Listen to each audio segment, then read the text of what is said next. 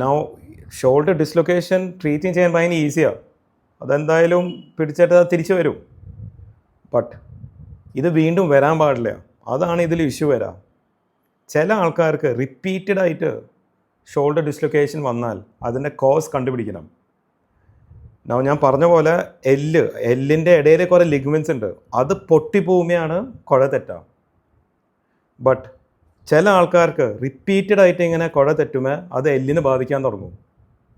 Therefore എല്ലിന് പ്രശ്നം വന്നാൽ ജോയിൻറ്റ് തെറ്റും, ലിഗ്മെൻറ്റ്സിന് പ്രശ്നം വന്നാൽ ജോയിൻറ്റ് തെറ്റും. സോ ഡെഫിനറ്റ്ലി നമ്മൾ ഏത് ട്രീറ്റ്മെൻറ്റ് തുടങ്ങുന്ന മുമ്പ് ഡിസ്ലൊക്കേഷൻ്റെ കോസ് നമ്മൾ കണ്ടുപിടിക്കണം. സോ അതിൻ്റെ ഭാഗമായിട്ട് ഡെഫിനറ്റ്ലി എക്സ്റേസ് വേണ്ടി വരും, MRIയും വേണം. MRIയിൽ ബോണിൻ്റെ പ്രോബ്ലം നമുക്ക് കാണാൻ പറ്റുകയാണെങ്കിൽ ലിമിറ്റഡ് കട്ട് CT സ്കാനും വേണ്ടി വരും. ബിക്കോസ് ഇതിൻ്റെ ട്രീറ്റ്മെൻറ്റ് ഒരു ബോണിൻ്റെ പ്രശ്നം കാരണം കുഴ തെറ്റിയാൽ നമ്മൾ വെറുതെ ലിഗ്മെൻറ്റ് തുന്നി പിടിപ്പിച്ചിട്ട് കാര്യമില്ല, അത് വീണ്ടും തെറ്റിക്കൊണ്ടിരിക്കും.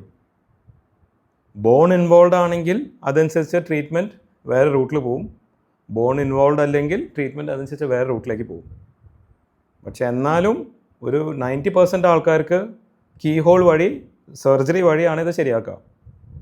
നല്ല റിസൾട്ട് ഒരു സർജറിയാണിത്. ഫിസിയോതെറാപ്പിക്ക് അധികം റോളില്ല.